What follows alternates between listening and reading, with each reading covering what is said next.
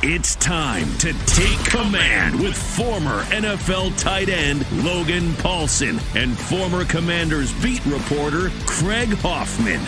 Take Command podcast from Odyssey Sports. Craig Hoffman, Logan Paulsen with you. And we're going to get to our preview of the Atlanta Falcons in just a few minutes. Of course, big game this weekend. Bounce back. Feels like it's been coming forever after the Thursday night loss to Chicago, Logan. But we wanted to start actually double-clicking on something we talked about on the last full podcast, which is some of the defensive coverage structures and some of the things that we kind of had questions about that you've been able to do some follow-up work, talk to some people, including your colleague Fred Smoot at the Commanders, Sure. who obviously played in the NFL for a long time. And we have a little more clarity on it. I think it opens up an interesting conversation about some of the choices that this defense is making and how they can ultimately make the corrections they need to stop giving up explosive plays and be more productive. Yeah, and I think, one of the things that comes out of the game is that, Ron has been very adamant that people need to play the technique correctly. And talking with Fred, I'm always kind of the mindset, like you see people doing coverages, playing run fits, using different techniques to get that job done. And there's no like perfect way to do it. And in the conversation I had with Fred, I also talked to John Keim, I know we hype up John Keim all the time on this podcast, but he does a really good job of like getting with people who know what they're talking about and fleshing out opinions. So just wanted to give John a shout out. So I talked to him as well. And one of the things that came out is like, let's talk about the first Benjamin St-Juste explosive play, which is like the dig, right? Right. And to me, I was like, it looks like he might be playing the dig, right? Which would make sense. And when Fred saw it, he said he's just being, and one of the other things we both mentioned is that he seemed like he was being a little bit too aggressive later in the route. When he gets beat, St-Juste gets beat, he gets really handsy and grabby and pulley. And so he didn't feel, it felt like he was a little bit out of his bag. And so what Fred said is that what you'd like him there is to be a little bit more aggressive on the press at the line of scrimmage and then create distance with his arm, right? So put the arm on the hip and then run with the guy and play kind of outside, and I don't remember the exact word, in a slight trail technique behind. So to me, when you look at the clip of Benjamin St-Juste, none of those things are really happening, right? He kind of misses with the jam. He tries to grab him right away. It's not this kind of distance, hand on hip, which, you can envision what I'm talking about. You've seen corners do that 1,000 times, right? If the guy when you're in that slight trail technique, if the guy breaks down his feet, you're in a good position. If he takes off over the top, you can run underneath and make a play. But when you get in this grabby posture and pull yourself back into phase, and he does the double move, like there's no recourse there. And I said, Fred, how do you know that's what's going on? He said, well, in a single high look, you don't have any help over the top, especially with you pointed this out, with the 3 receiver side away. Like you're going to kind of be on an island. You're on an island. So just to remind folks, if you don't remember, it was a 3-by-1. So 3 receivers to the offense's right. DJ Moore is to the left, matched up one-on-one with Benjamin St-Juste. And what happens is they show a too high look at the snap. And that's actually something else that we talked about, or we didn't talk about, is the Bears' comments that some of the rotations were pretty lazy between the safeties. So whether Justin Fields knew at the snap this was going to happen or not, who knows? But Cam Curl rolls down as a plug player. So kind of that 10 yards off the line of scrimmage in the middle. And then Derek Forrest is on the other side as the single high safety, but he's kind of shaded away from DJ Moore's side on the left. Yeah. And so, that was just a really interesting kind of technical breakdown, I thought, from Fred. And John, when I talked to John, he kind of supported some of those thoughts, like maybe not with the technical acuity, but just the idea that he's being overly aggressive. And so I think when I hear this, we were talking about before the show started, like this idea of like, do your job, do what you're supposed to do. Nothing about that play, like the effort is there. Like he's trying hard, Benjamin St-Juste. Right. But the technique that they want to employ doesn't appear to be there, at least based on the description from Fred and what John has said from the people that he's talked to, former corners, former safeties, all that stuff. So I think that's really important for fans to understand, because like, on the Command Center show, one of the things that comes up all the time is they didn't want it. They weren't playing hard enough. It wasn't important to them. And I have a fundamental like issue with that, because obviously like they're playing hard, but they're not doing it correctly. I think that's the thing that comes out to me. It's like St-Juste on this play, he's running hard, he's trying to be physical, he's gotten a bad relation. That happens. The technique isn't perfect at the start, but the effort is there. It's just the the technique and what you're supposed to do doesn't appear to be correct. And you're playing against a very good player in DJ Moore, so it's not always going to be perfect. But I thought that was important to just kind of make that correction on that specific play. And then the other play is the touchdown later in the cover 2 look. Yeah, and this is the touchdown on that opening drive to yes. DJ Moore. Yeah, and to me, like, we were saying Percy's kind of playing eyes here. He's playing the weakness in the coverage, and he's doing, like, I thought he was doing as an offensive player. I'm like, especially with a quarterback like Fields, who's very kind of one read centric, one read, let's get the ball out. Like, you can play eyes there.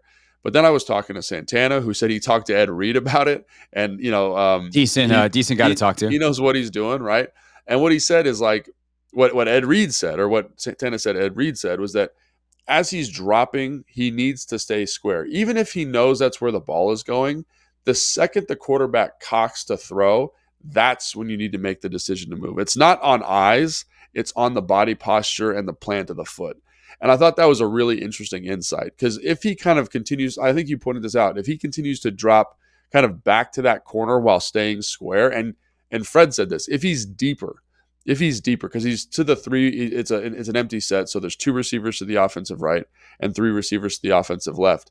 If he's deeper in that Tampa 2 and can play downhill, because I said there's really no way you can play both. He's like, he can't play both because he's so shallow and he has to turn and open to either Moore or the seam, which I think is the other guy, number 11 for them.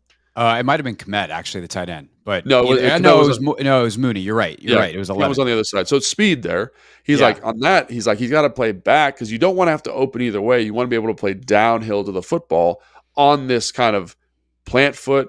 When the arm cocks back, that's when I make my break.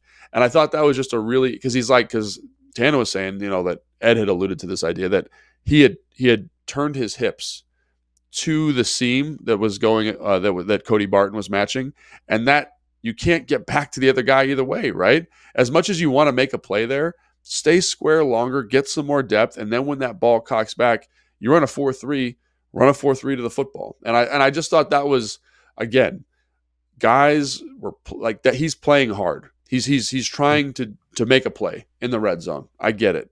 The weakness in the coverage in Tampa 2 is that is Cody Barton on a receiver, but do your technique correctly, according to Smoot, according to Keim, according to Santana, and according to Ed Reed. And so I'm a guy who's going to give him the benefit of the doubt, but I just thought it was important to kind of touch on some of that stuff and say it's not the effort necessarily. It's putting yourself in a position from a technical standpoint to make the play. It's like, for example, like there's so many times where you're watching routes, you're watching run blocking technique, because I'm pretty adept at identifying that stuff. And you're like, you just set yourself up from failure from the jump by not taking the correct footwork. And that's what's happening here, but on a bigger scale because there's more space involved. And I just thought, we talked about all the plays that happened, and we can go through all of them. We don't have time for that. But I just thought those 2 plays alluded to some of that stuff that Ron's been talking about with younger football players. Percy obviously is young, and just doing what you're supposed to do. And I just thought that was something that I wanted to get corrected for our listeners. Yeah, no, I think that's great. And that's why people come here, is for the technical aptitude and the kind of detail oriented stuff. I think on a bigger picture, like, it opens up a question that I was asking yesterday on the show, which I don't know. I was in a punchy mood yesterday, and you then get in I those saw moods sometimes, for sure. I do, and then I saw the "do your job" sign, and I was like, "This is going to set up these 2 factors. 1 + 2 is going to equal a nice opening rant to the show." So if you want that, go to the Hoffman Show podcast feed or my YouTube page at Craig Hoffman, and you can see the full rant of why I think this signage is very silly. But it goes to the point, like, and what I said in the rant, which I think is absolutely true, is like there are shreds of truth in that. And maybe even like a gigantic chunk of truth. Like, hey, man, just do your job. Like, do the thing that we teach you to do, and it will go better. My problem is I do not think, based off of the history of this staff, going back 4 years of slow starts now, that they do a very good job, certainly soon enough, of making players understand exactly what their job is and why they need to play it a certain way. Because if you, like, the way you just explained it to me is fairly clear. I've got to stay square here so that I can see both routes. So what about that piece of information is not getting through to Percy Butler? And is it on Percy Butler or is it on the coaches? And, like, we can't know the answers. We just know that it didn't get through. There's also, like, there's a lot to think about because, like you said, there's all these reasons why what he did is smart. like, hey, I'm playing the weakness of the coverage. Like, I'm covering for my guy Cody here. Like, I got Kendall Fuller over there that is going to make this a difficult throw. Kendall doesn't wind up like Kendall plays the flat pretty flat. Like, do you wonder in that situation? Which is like, what he's supposed to do. Like when I right, talk but like to, in the situation, does Percy think like, oh, maybe Kendall's going to drop off? It's 3rd and 14 from the 20. Like, how flat does he need to be? Like, these are the types of things that like you wonder from both a schematic and a teaching standpoint, like what kind of larger principles are at play here in terms of situational awareness? How much does it shift? And all of a sudden, what a player's job is on any given play can become kind of muddy. And I think that was the brilliance of that phrase with Belichick and why it was so good with him. Like Greg Popovich was the same way in the NBA. Steve Kerr's been great at this with the Warriors. Like, sure, those guys all had talent. Obviously, Belichick had Brady and then all those defensive dudes. Popovich won 5 titles with Tim Duncan. Steve Kerr's got Stephen Curry. Like, talent helps. But I think all those coaches that employ kind of the do your job mantra that succeed, what the superpower actually is making it incredibly clear what each guy's job is and setting them up within that job to succeed. And that's where I think some of the disconnect is and why hanging a sheet of paper that says do your job isn't actually going to solve anything, even though it might get you a little bit closer because there is a larger emphasis on trying not to do too much. And again, we don't know. I don't know. You might have more insight on this than I do. Like a more comprehensive, that might be a comprehensive thing throughout the building. Like that might be in the team room for the coaches as well. Like it could be an organizational thing, right? But to your point, like getting the stuff communicated is like the crux of coaching, and like we've talked about, you coach and I coach. And I will say that one of the things about coaching at the high school that's been super illuminating is that it's different. There's more information to get in under this kind of crazy time constraint. And one thing that I do notice, and you made me think of it right now, is you can install something, like I can put in something, but coaching the detail of it is something entirely different. So like just as an example, like we put in a concept that's a 3-by-1. So 3 receivers to the right, tight end to the left. And we put in like a stick concept and we installed it. But then I had an epiphany probably like 2 weeks ago. It's like I installed this, but I didn't tell the quarterback how the flat player was going to play. I didn't tell the receiver what the flat player was going to do. I didn't tell the quarterback or the receiver how the safety was going to react or the mic was going to push through. I didn't tell them what to expect. And I think that is the thing about coaching in the team environment that is drastically different. It's you're not installing the play. You're prepping them. You're giving, because I thought about Kyle. I was like, what did Kyle do that was so special? Or Sean, even Jay to a certain extent, like good coordinators, is they were able to tell you they are going to play this coverage to this look. These 2 coverages. One's going to look like this. The other's going to look like this. The ball should go here versus that coverage because this guy's going to do this. And I thought that, even though that doesn't seem like a big deal, it sets you up in a really nice way to kind of lay a foundation to say, on this route, am expecting one of 2 things. I'm expecting the Sam to go to the flat or the mic to push through.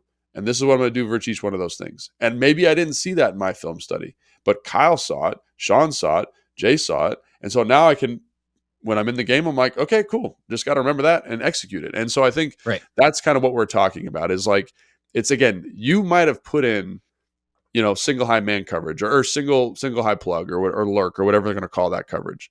But did I detail it up enough to say, hey, on this concept, I need you to make sure that you are extra conservative here because he's going to roll from the 3-by-1. Take your time, be patient. You can give him the dig. How did I install that? How did I coach that to get the guy thinking about it in the correct way? And we don't, and again, I just want to reiterate, we don't know what the coaches are doing, but it is very, very challenging to have a good position coach that can communicate that stuff at a high level. And so to your point, it not only is it the players, it's the staff. And I think based on the results they've seen over the last, really the Chicago game, because I'm probably in the minority here. I think they've played defensively okay outside of like 5 plays in Philly and then a fourth quarter in Buffalo that was totally out of there. And a first quarter and a half against Denver. That's a good point. The quarter. Yeah. But I'm saying there's spots where it's there's okay. been chunks definitely when they've been okay. Right. But it's not just the players. It's not just the coaches. It's like a systematic thing about making sure people know what they're supposed to be doing, to your point. Right. The kind of unsaid part of do your job is like do your job, but know everyone else's. Like don't do everyone else's, but like you got to know, because if you Well, yeah. are like on that play with St. Juice, if you know that it was Forrest was the Forrest is single the high. deep safety. Yeah. Yeah. Like if I know Forrest isn't going to be able to help me, I know I can't get beat over the top. And if I give up Yeah. 15 yards on a dig, like that sucks, but it's not going to kill me. I don't want to give up 48 on a dig takeoff. So Yeah. if I know, like, because in my head, like, oh, we're in single high, like it's cover one, I think that play. So it's like, hey, I got safety help over the top. It's like, no, you don't. Yeah. I know that Forrest is over there, so that affects how I do my job. And again, like that's where it gets real muddy. And the do your job isn't so actually as clear as it sounds, because it sounds simple, but if you do your job while knowing everyone else's, it clarifies what your job is. And that's where I think the disconnect seems to be from guys gambling in bad situations. Now, some guys can just make mistakes. Like, let's not take it. Yeah. I want to be very clear. This is not 100% on the coaches. There's players making bad decisions as well. When you're playing bad football, everybody's culpable. Like, yes. And that's what, and ultimately, like, as much as we want to sugarcoat it and give them the benefit of the doubt, like Thursday, not great. Bad ball. Like, bad ball, right? And I've been a part of games like that. I've had games like that. So, there are a million reasons for it, but it wasn't anybody great. who's played any sport has had moments where they go, why the hell did I do that? What was I thinking? Right. And I think the other thing about knowing and doing your job is there needs to be a level of communication. Like that's one thing when I talked to Fred about when he played with Sean Taylor and LaRon and, D'Angelo or whoever the other corner was, like one of the things that they did a good job of is communicated those situations. It's like we're coming out of the huddle, we're walking the line of scrimmage and Cam would go, hey, or Smoot would go, hey man, remember I'm by myself here. Or Sean would be like, hey, you're by yourself. I got to help over here on the 3-by. And that stuff is so powerful, and it takes ownership of a whole group to get there. So there are layers to this. There are things that can be done differently. And I don't think we're trying to assign blame here. We're kind of reasons and like with an onion, right? You pull back the first layer. People say, oh, St. Juice is playing bad. And it's like, well, he's playing hard, but is he playing bad because he doesn't know what to do or whatever it is? There's a level here. And I think the way I've phrased it for the last week is like, we're on a quest for answers. Sure. Yeah. And these are some of the possible answers, and it's impossible for us to know. And as we get more information, like we'll bring it to you here. So yeah. So stay tuned and subscribe. Stay tuned. That's right.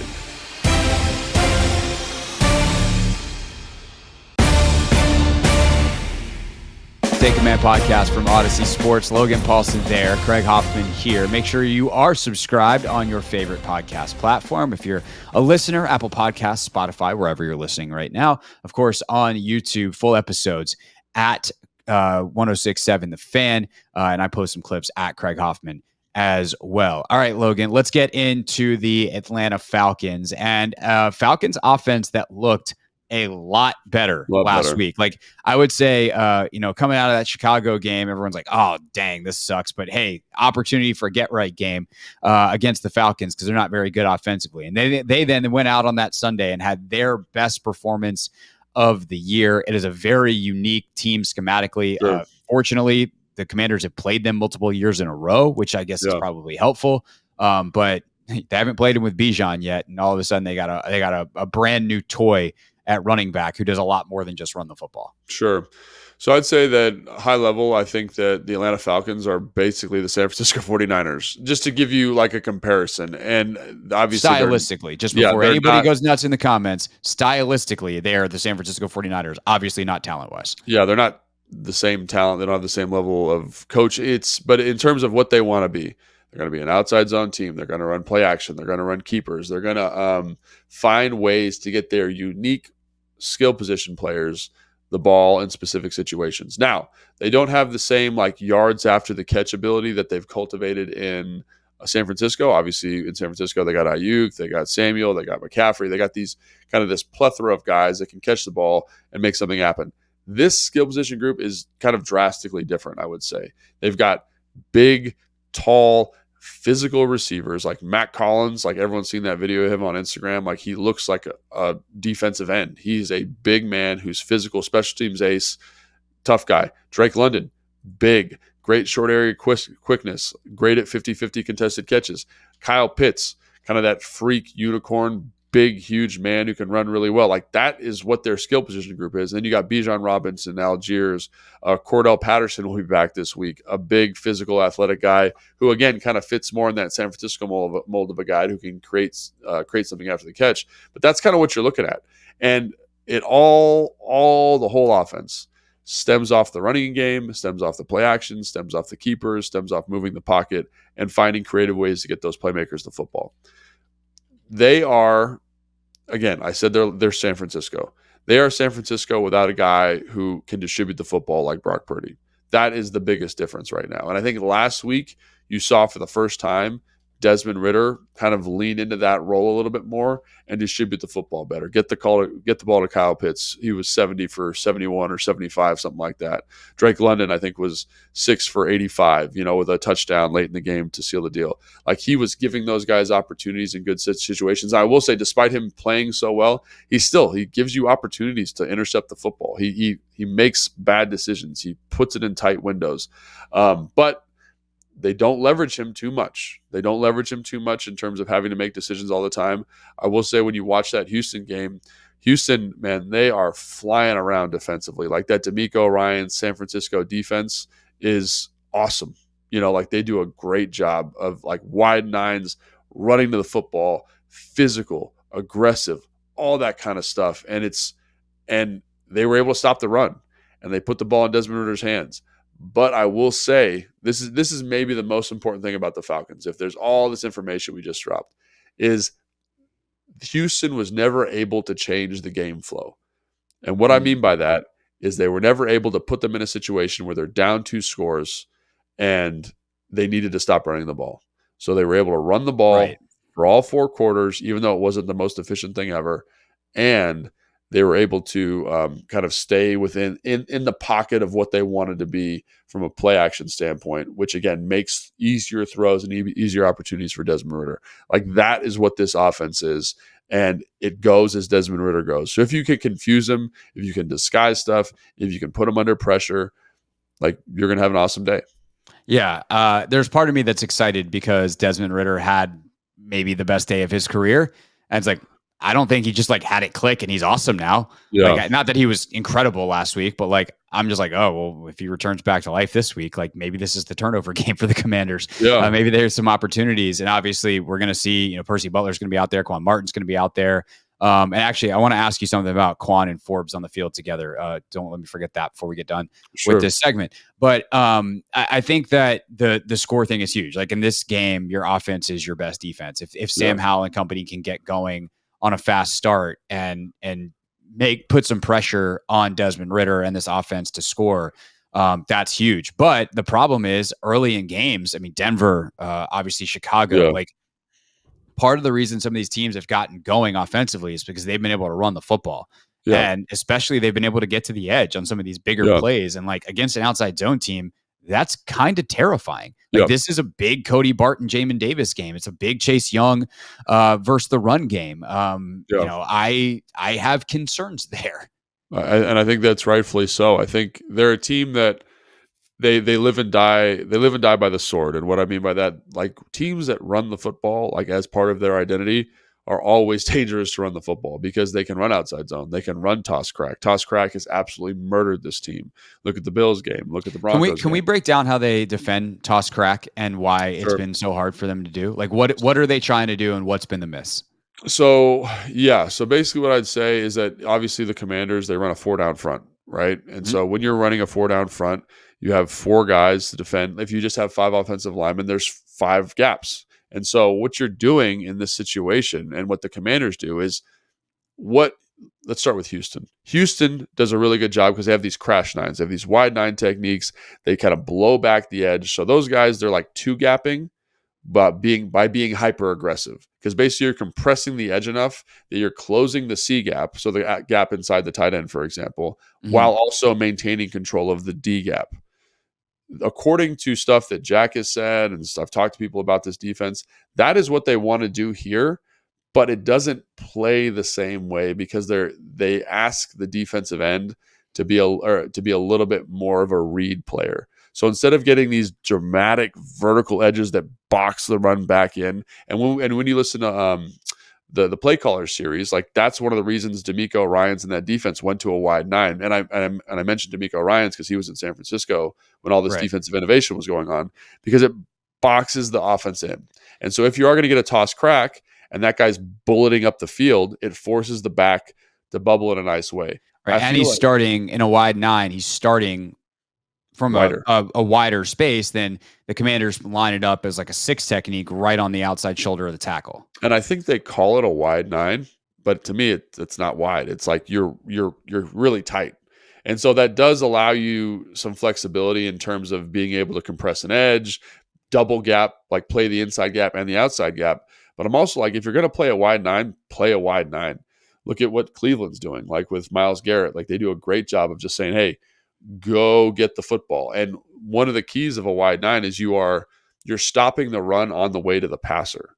And I feel like when you watch teams that are really good at it, watch San Francisco, watch Houston, watch Cleveland, it looks different than the Commanders defense. So I feel like they're kind of in this in between where they're not playing a true 6 a true read 6 like you alluded to, but they're not playing a true crash 9. And because of that, and this is just my opinion, because of that gray area, it leads to kind of these moments where it's like it's unclear of how they should play it, because you want the benefit of the wide 9, but you're also kind of playing a little bit of a read 6. So you get in this weird situation where the defensive end isn't firing up the field. So when you get a crack, now they're kind of, I need to get up the field like I am a wide 9, but I'm not in a position or a mindset to do that consistently. So they usually get walled down. They're not getting enough penetration vertically to make the runner bounce the way you want. So they kind of are in this phase where like, I can't get to where I need to go. So do I fight back out across the guy's face versus bad leverage? And when I'm actually containing the defense. So that's where I think this technique that they're playing at the moment from the defensive ends becomes really muddy from a technical standpoint when it comes to defending toss crack. I think it's fine versus outside zone. I think it's fine versus powers and gaps and things like that. But I think that because of that gray area, it makes it challenging. It also creates a pretty nasty wash. Like there's a lot of them bodies in there, because obviously you have the receiver coming down to crack. You got that. You have the lineman who's there. You have the defensive end who's now getting caught, possibly getting pushed into the defensive tackle. It gets real money. There's a ton of bodies. It's hard for the linebackers to scrape over the top. And that's where it becomes, instead of like, damn, we gave up 5 yards, which is still not what you want against a run, it's 12. And your safety's got to make sure you come down and make a play. So it's obviously this can be a big Percy Butler game as well as a run support player. Obviously, big Cam Curl game as run support player. Well, to that point, I think like one of the things you see is because of what toss crack does is allows you to out leverage the defense. So I've now got a guy out of his gap, the defensive end, but I've also created really good landmarks or leverages for the offensive line, because that tackle now doesn't have to reach the defensive end or block him out. He can just run straight to the linebacker. So the linebacker now has a bad leverage on the tackle. So you really need to make sure that edge is solid versus the toss crack. And it's just been a little bit muddy for my taste from a technical standpoint. And you can tell guys are kind of unsure or in between. And then it gets to the corner, and Smoot has been, shouting from his milk box for weeks now about how he doesn't need a box. Fred just opens his mouth and it's loud enough. But every once in a while, if you listen close enough, he says insightful football stuff. Don't tell him I said that. But he says those corners got to come up and cut the tackle, cut the first puller. Because as much as there's a pile where the defensive end is, the corner has the ability to cut that guy's outside leg and make a pile there and force the ball back to make that run a little bit easier for the linebacker. So there are some things that, and again, I don't know what they're being coached. That's Fred's experience. Obviously, Greg Williams was his coordinator, hyper aggressive, different approach, different perspective. But as a guy that was the first puller quite a bit in truck and toss crack schemes, I'll tell you, the worst thing I could see out there was a corner cutting me down, because I want to go smoke the corner. I want to go hit the corner right in the face. He's 160 pounds. Let's go get it. Yeah, you want to drive him out of the sideline and create an alley for the running back to go through instead of a pile for him to have to jump over. But when he cuts your outside leg, you have to meet the coaching point is meet the cutter. So I have to drop my head down. We have to go helmet to helmet and it makes a big pile right there. So it just allows pursuit to get there in a way that is difficult for the offense to contend with. So I think there's a lot of things there in terms of toss crack that's challenging from a schematic standpoint that you saw in the Denver game, that you saw in the in the Buffalo game, like for example, in the Buffalo game, I'm rambling now a little bit. One of the things that stood out to me is Jamin Davis makes an incredible play on a toss crack, but he's defeating a guard, he's defeating a receiver to get there in time to make the play. And it's just like, that doesn't seem like a solution that I want to be living with long term, as a guy having to defeat 2 blocks and run 25 yards to the sideline to make a tackle. Like, it's that's something they definitely got to get cleaned up, I think, and I think they will, because you have to in this league, or they're just gonna continue to run it until you stop it. So. Yeah, no, it's definitely a challenge, and Arthur Smith's the kind of coach that if he finds something he likes, he'll continue to go to it. So sure. It's going to be challenging. I think we've talked about some of the guys that haven't played at all defensively this year, mainly Quan, who's going to get on the field. I do wonder if there's any struggle in this game, considering the opponent. If we see any David Mayo, that could be an interesting thing kind of to watch. A guy who's very, we've talked about David Mayo is a really good football player who got born at the wrong time. If he's playing in 2004, like David Mayo is like, man, what a great middle linebacker. Yeah. He's a good run player. So could he get out on the field if Cody struggles with some of those run fits? If they want to get a little more speed out there, they could obviously go the Cleek Hudson route. So that's something I think to watch. The question I wanted to ask about Quan and Emmanuel, though, Wednesday practice, which is all we have to go on. For those that don't know, we record this on Thursday mornings, comes out Thursday afternoon, Friday morning. So we haven't had Thursday practice yet, but it looked like Danny Johnson was getting some of the reps ahead of Emmanuel Forbes. And the last time we saw Forbes and Martin on the field together was the preseason game where they give up a big play, miscommunication. Like, I kind of wonder if some of the concern about Emmanuel is like, oh God, we got to play Quan too. Do you think there's any concern of having them on the field together and perhaps there's even more impetus to get a veteran like Danny out there in some situations with Quan as they package things together instead of Forbes and having that risk of 2 rookies messing something up from we don't really understand what we're doing yet because we're 5 games or 6 games into our NFL careers. No, I think there is, and again, I don't know what the coaching staff is thinking. I'm just thinking based on my experience in the past, like there's always a concern with that. Anytime there's a young football player and who doesn't really know, and like there's grades to this, like there's certain young guys who come in and they know everything. There's a sliding scale. Right. But if there's a guy you're a little uncertain about, like you want to make sure they're in there with somebody who can help them. And like, it's the same thing with tight ends. Like there's a little bit of it was like this with Jordan, a little bit, he'd come in and be like, wouldn't remember the play exactly, or wouldn't remember the motion. And I was there in certain situations, be like, hey man, just, you got the, anybody. Oh yeah, I got you. Yeah. Cause he's a smart guy. He studies a lot, but he's got a lot on his plate. So it's just nice to have someone in there that can help you out. So I think in this situation, you want people who, you don't want the blind leading the blind is basically what I'm saying. Like you see this a lot with like offensive linemen too, guys that are working together quite a bit. Is if there's 2 young guys, it's worrisome. If there's a young guy and a veteran, that veteran's always there to be like, hey man, remember, bang, combination, or this is what we're going to do. And he can communicate and kind of get those techniques coached. So I think, yes, if I was a coach, which I'm not a coach for the Commanders, I would be concerned about it.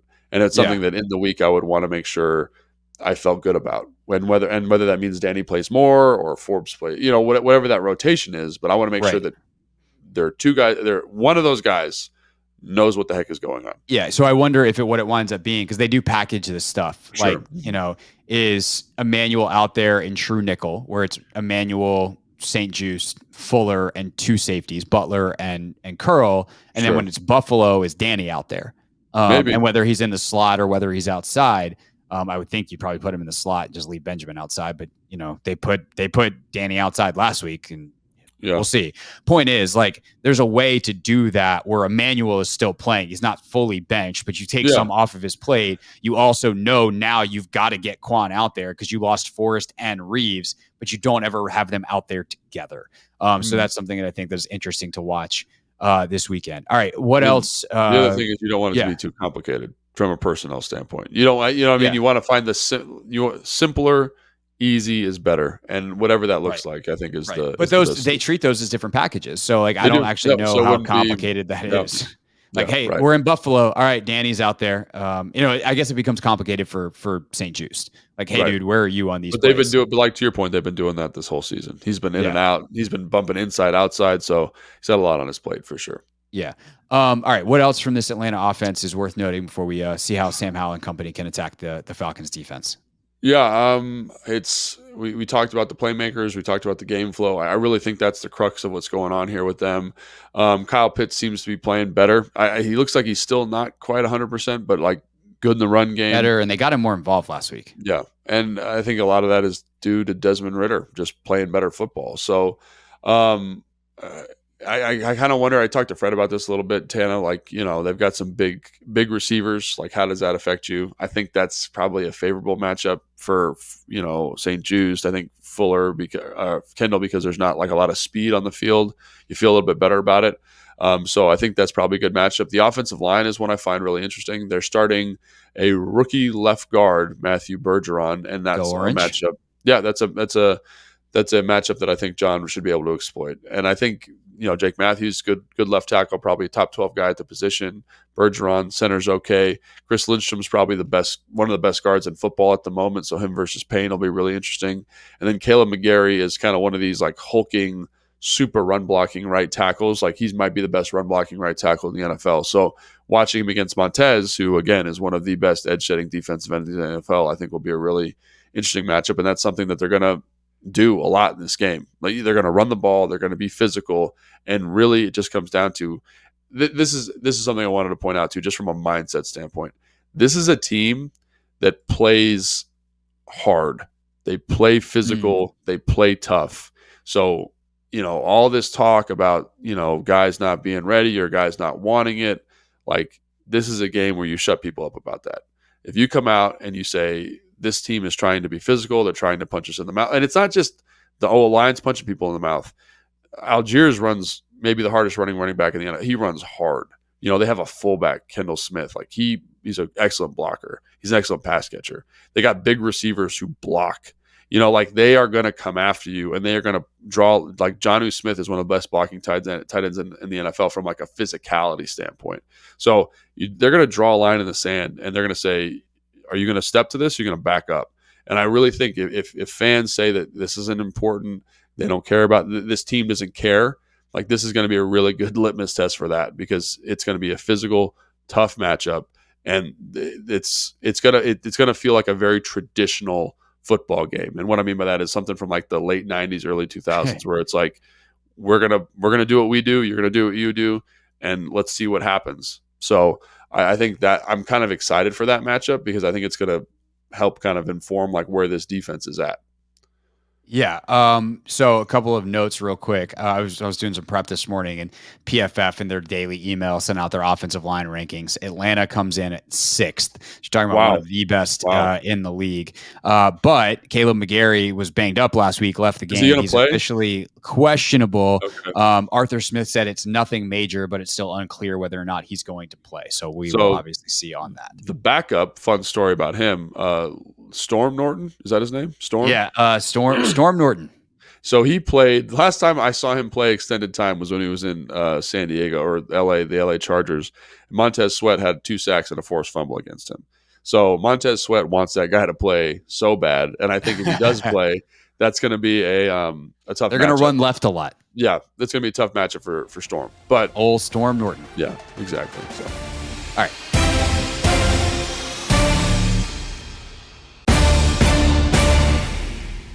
Take Command podcast from Odyssey Sports. Greg Hoffman, Logan Paulson. Don't miss us Sunday. Take Command pregame show. We're live at Tap Sports Bar, MGM National Harbor.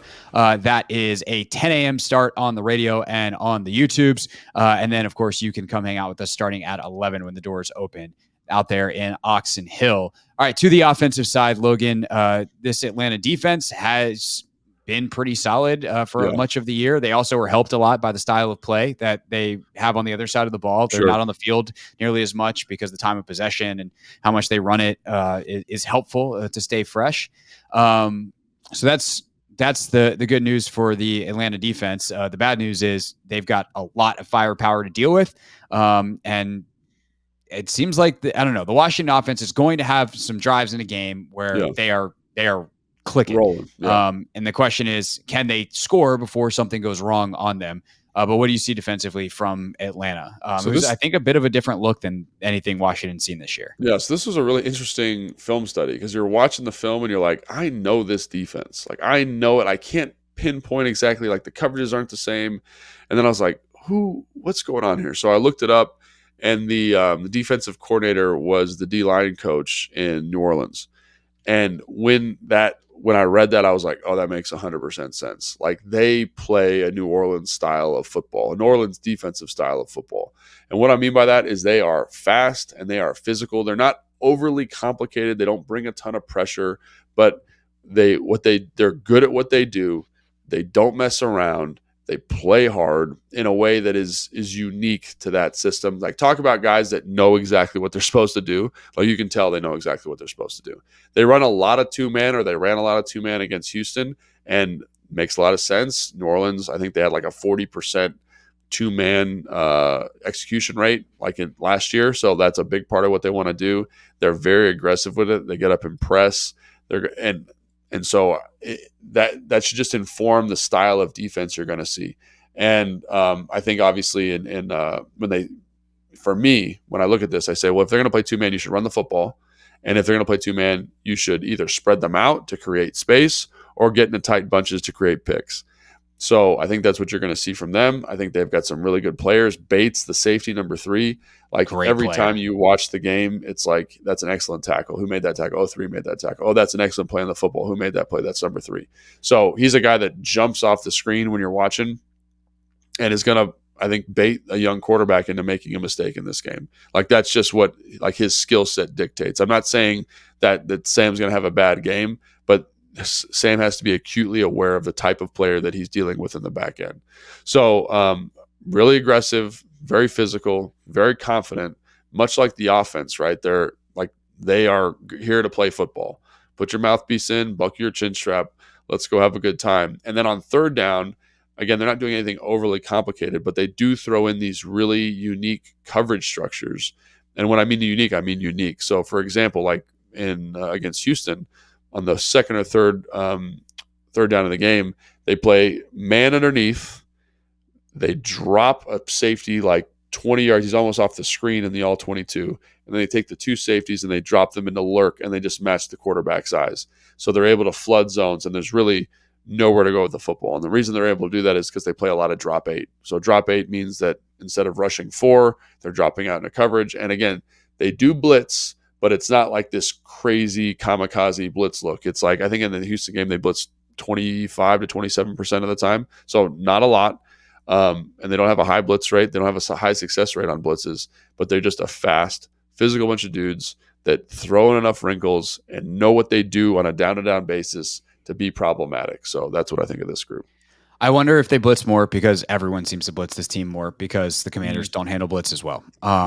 But it's also funky because they play a 3-4 front. So you've got a little bit of a different, at least that's how they're listed. I know they're listed as a 3-4. And so I was expecting 3, and they have 3-4 personnel.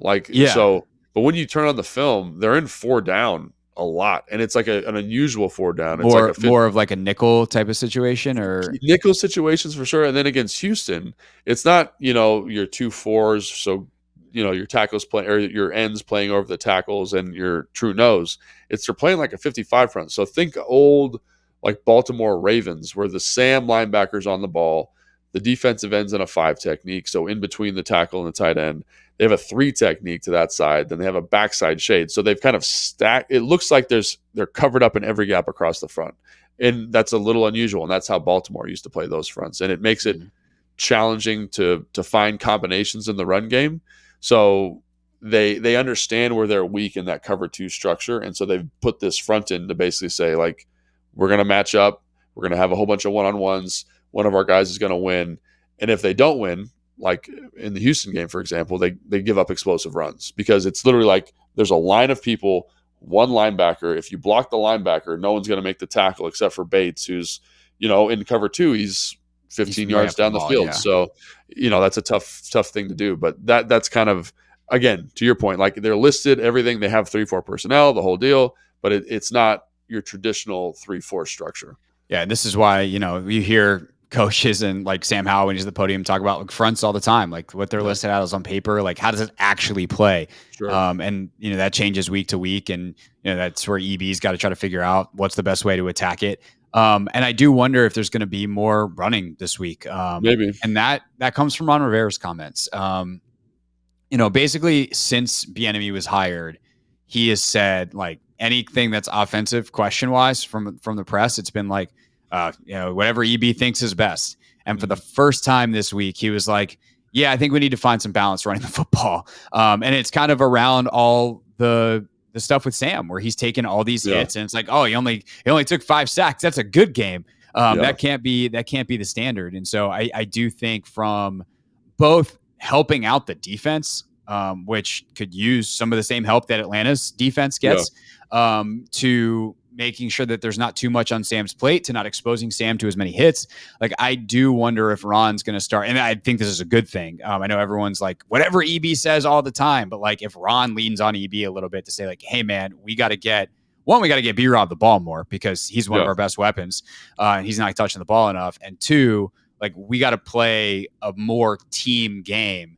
I'm down with running the football a little bit more, and a team, even if they've got some tricky fronts like that definitely presents a different challenge. But like if they play a lot of too high, that's just not like the numbers are in your advantage. You just got to figure out how to block it up with the funky fronts to be assignment discipline and take advantage of it.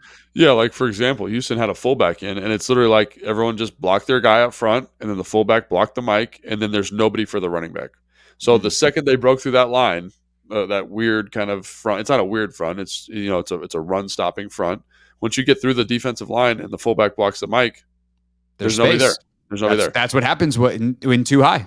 Yeah, correct. So I think that's definitely something you want to see. Also, I think again going back to the game flow thing, this team is not. They shouldn't run away from you from a score standpoint.